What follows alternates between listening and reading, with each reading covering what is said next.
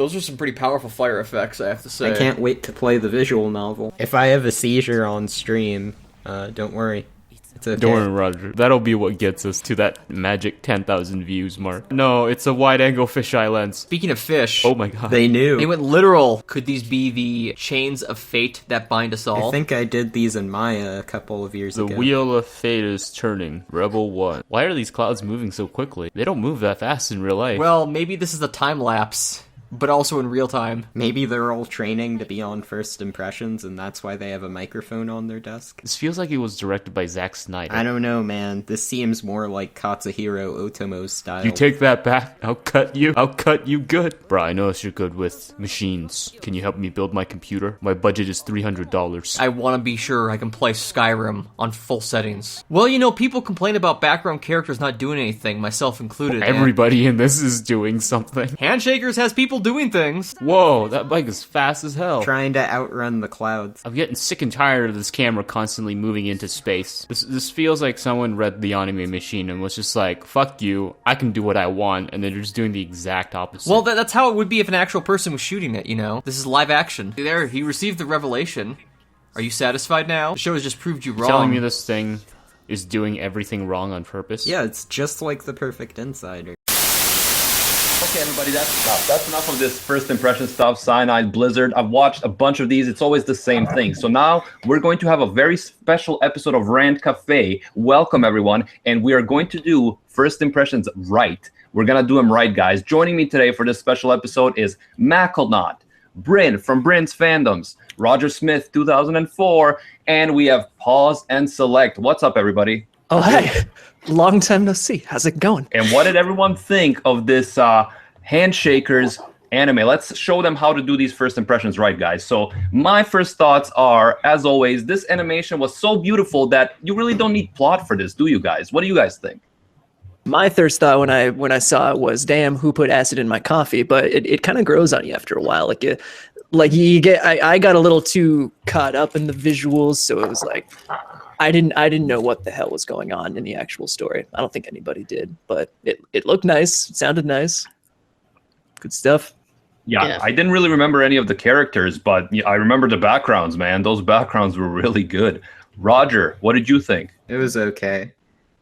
You know, I would have preferred if they had done, you know, a better job in terms of just movement. I mean, there was just, like, characters were standing still all the time. Like, in the background, you'd notice, like, these characters weren't doing anything. Like, there was definitely no shots of them doing arm wrestling or anything like that. They just doing nothing. Like, it's a shame, really. It's frustrating to watch, you know? Bryn, what did you think? I thought it was pretty enough. I mean, it looks nice, but that doesn't mean that it's gonna be a good anime, and it definitely was not, but it did look very pretty, and like it has a weird, I guess like a weird color scheme to it, so it's kind of interesting. Not enough to save the plot though, so hey, we'll skip that, but say the animation was good. That's about all the goods that I can say for this. Yeah, I don't even know what the plot was, but I have to say I did like the camera work. Like they did these camera distortion effects and switch of perception effects that I thought were pretty cool, pretty artistic. What about you, Pause and Select? What did you think? Do you guys know if there's a color designer for this? Because I didn't think there was one. No idea. Okay, Roger, would you know? Yeah, I do know the color designer actually. I don't know if you've heard of this person, but Raina Dennison. Fuck you. The colors. God damn it. God damn it. Yeah, I was thinking about the color design, and then I saw that chain dungeon porn, and that's where I stopped thinking altogether. I don't know what you guys thought about it, but like when I saw this, I was like, whoa, I'm definitely gonna keep watching this show for as long as it's on. Am I the only one? Am I alone in this? It didn't really make me want to continue watching the show, but it did make me very proud of Mr. T for expanding his horizons and like getting into hentai design. So good on you, Mr. T. Good on you. I do not pity your fool at all. To be fair, guys, this show is only a hentai if you close your eyes during the chain scenes. That is You're not true. wrong. I mean, if you just take all that out and if you just listen, then it definitely is hentai. And we're crossing into some very, very strange, weird things that we don't want to talk about. But yeah, it was definitely a little bit uncomfortable watching it. But that's At least, just on my at least side. your roommates didn't walk in. Like 2 of mine walked in. They're like, "What are you doing?" Is Yeah. there anything to tell us? Yeah, my dad definitely didn't walk in near the end. That's good. I'm glad. Definitely not. Yes. So pause and select. This show is really, based on the first episode, it's incredibly chaotic. Not only just compositionally wise, but also in terms of its story. I mean, it feels. This is essentially Sabaibuke. I mean, this is really sort of story types that would have emerged around the mid 2000s, peaking at around 2009. So it's essentially a sort of a battle death game. But the real thing I think really has to be talked about is how it's constructed. And I talked to Roger about this as well, but the backgrounds are incredibly busy. There's a lot of dynamic movement. There's a lot of cameras moving, sort of pseudo cameras moving into depth around characters. And it just feels very poorly planned out. Now, I don't have an idea as to how this was particularly planned in itself. So it could be completely intentional, this hodgepodge nonsense of a show. But it's just really, really strange. Yeah. I personally, again, sometimes I didn't even notice the main characters from the backgrounds, how vivid they were. And especially that scene in the hospital room, I was like, what the hell just happened here? I had no idea what happened. Roger, help me out.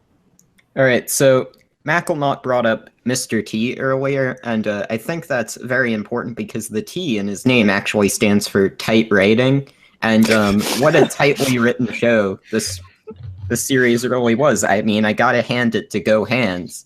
They're doing what they want, they're having fun, and I can really appreciate it.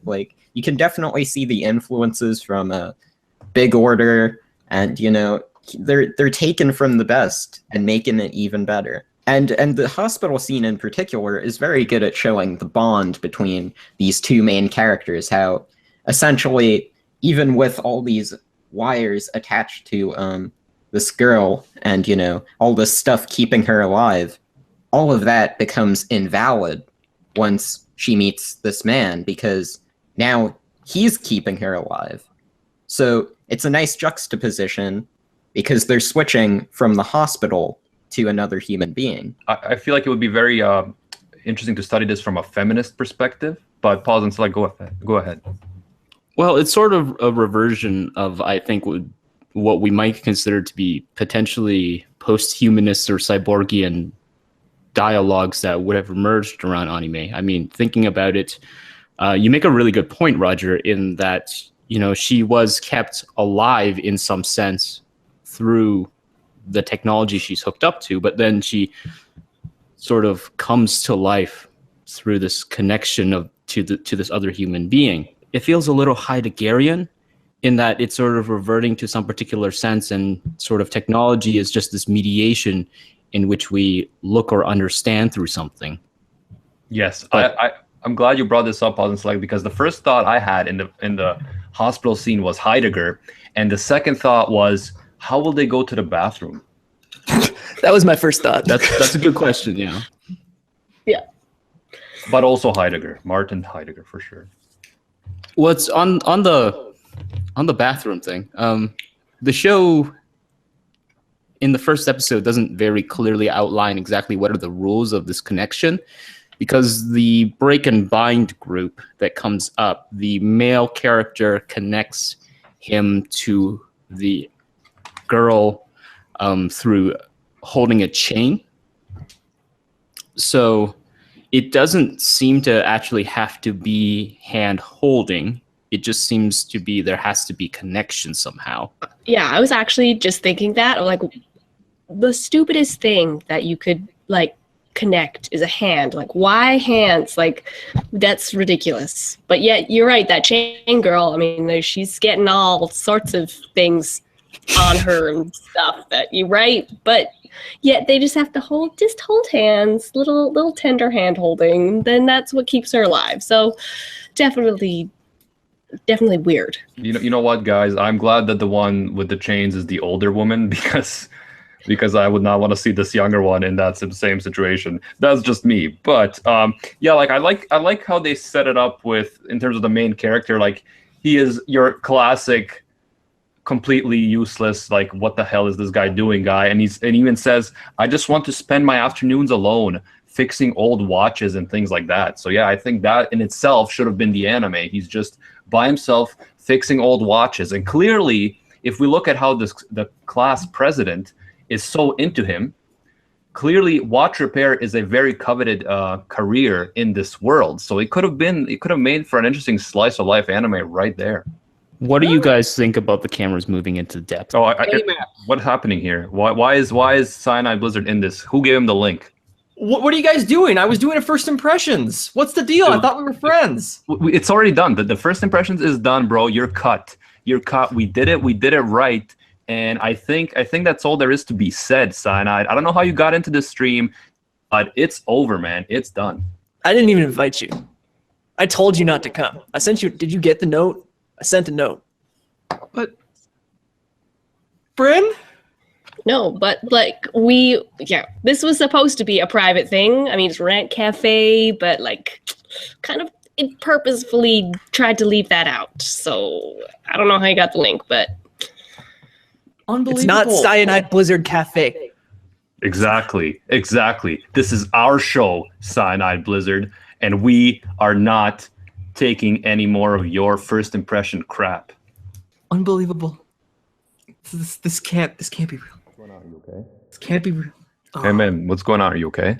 Yeah, I had this dream where I was hosting first impressions on my channel, and then all of a sudden Rant Cafe interrupted it and they kicked me off. Oh. Wait, hold on. You're not CyanideBlizzard. You're Macklenaut. Wait, say what? No.